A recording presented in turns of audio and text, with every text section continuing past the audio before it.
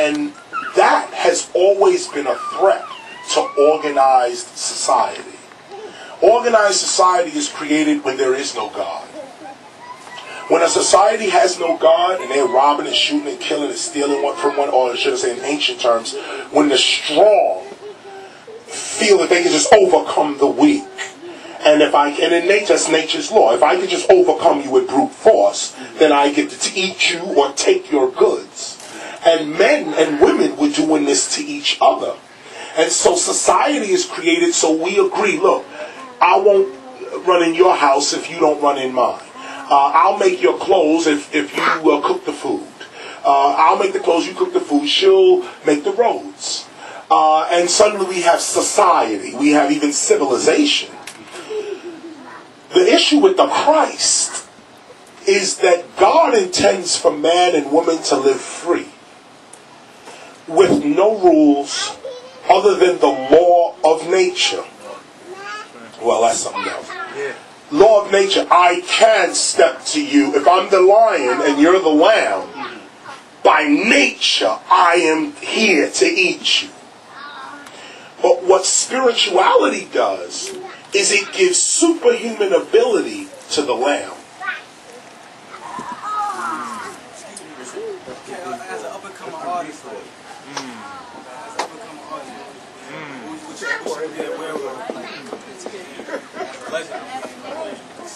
Thanks for that. Matter of fact, let me also say this. I didn't finish your question, but let me speed this up so I can get more. That's a good question. But think of spirituality is not normal to society.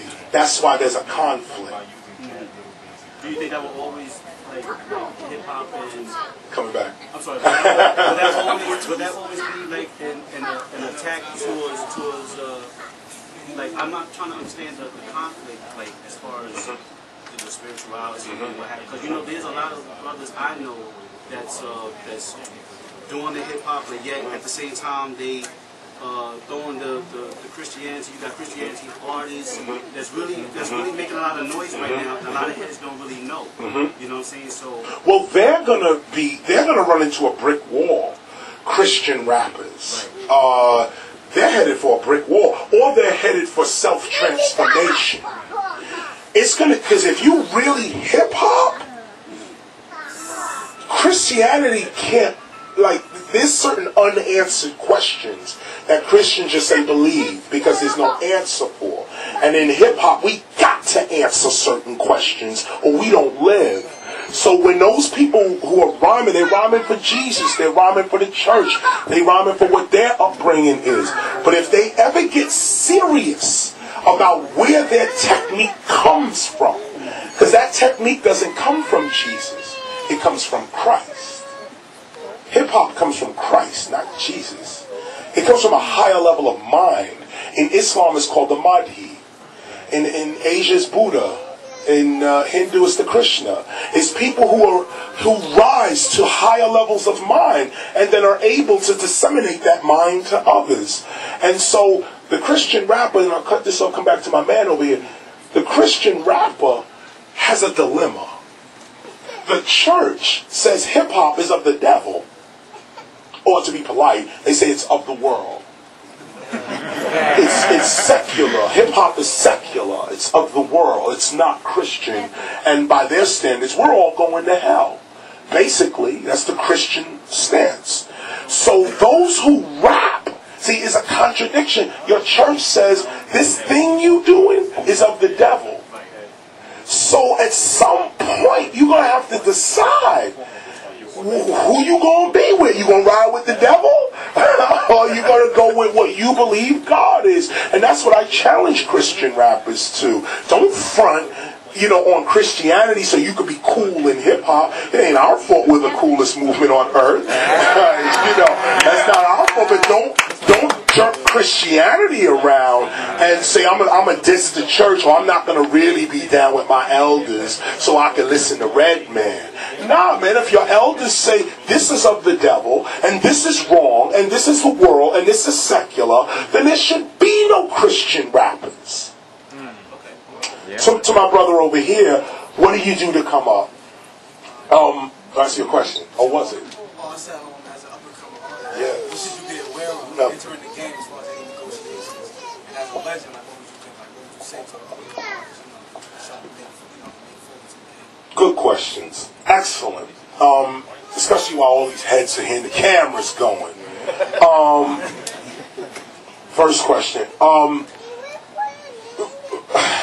What's the advice? Charity. Don't let money stop you from expressing your art. Too many times I hear brothers say, yo, I'm not doing shit unless I get paid for it. Okay, that's a business stance to take. But you'll never be heard. Charity. Give your art away for free. I had to give away Criminal Minded to be able to produce this album right now. Hip Hop Lives. Tell you a quick story, not to dwell on it. Some of y'all even know it. I put out my first album, Criminal Minded, 1987. Bill Camaro. Damn. God damn. Stop cursing, man. I was born in 1987. 87, you was born. Damn. Damn. Our work is not in vain. That's what that means. I thank you for being here. 87, I created a label with my late partner Scott LaRock called B-Boy Records. I drew the label with my hand. We put it together. We put out B-Boy Records. First record, South Bronx. Second record, Bridges Over. Then we went to Criminal Minded. Now, I wasn't getting no money from this record. I was homeless. I was sleeping on the train. One of these trains around here. And across West 4th Street Park. We was just coming in through the Holland Tunnel. I was like, damn, I used to sleep there. And we drove down 6th Avenue. Came up here. Here's the point. I'm homeless. I went to these guys, asked for some money. Criminal Minded selling crazy. Yo, can I get some money to get a house, apartment? No. We don't have nothing. I'm seeing the money come in. People playing the record everywhere.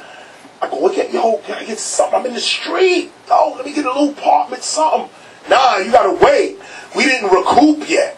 All these terms that I didn't know anything about. All right, yo, okay.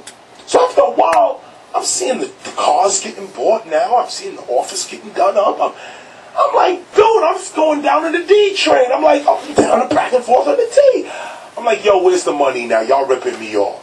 So I'm ready to go across the street and get the joint. Scott is like, no. He got 4-year college education. Me, I'm a high school dropout. He's like, no. Here's what we're going to do. We're going to go to Warner Brothers, and we're going to make them buy us out of the contract. We fly out to Warner Brothers. Ice-T hooked us up back in 87. Big up to Ice-T and his whole crew. They hook us up, take us around L.A., meet with Warner Brothers. They give us they promised to give us $275,000 to sign Boogie Down Productions to Warner Brothers. We get back on the flight. We happy. We're rich. We come back. 3 days later, Scott's killed. Boom. 3 days later. I'm like, oh, man, what is this now? Call up Benny Medina, who's the A&R at Warner Brothers. Yo, are we still going to do the deal? You know what? Well, Chris, I really wanted a whole group. Quote. That was he said, I wanted a whole group. I said, man, but I wrote all the joints. Yeah, but I produced the Bridges. Oh, I can produce them. Well, we know you hot. We know, but we just not going to do the deal. Now, go back to B-Boy Records. They're ripping me off. Albums selling everywhere. I'm getting no money. Warner Brothers just jerked us and Scott's dead. I said, what the hell? Go to Latin Quarters Club somewhere, 48th Street, Broadway, go up in there, start talking to a guy named Mike Goldberg. Older white guy who used to own Latin Quarters. And he was the guy who used to put everybody on. No doubt. No doubt. Mike Goldberg. And mind you, Goldberg. Okay? Let's give you a view of hip-hop, okay? A view of hip-hop. Goldberg. Now, and give you another view of hip-hop. Everybody at B-Boy Records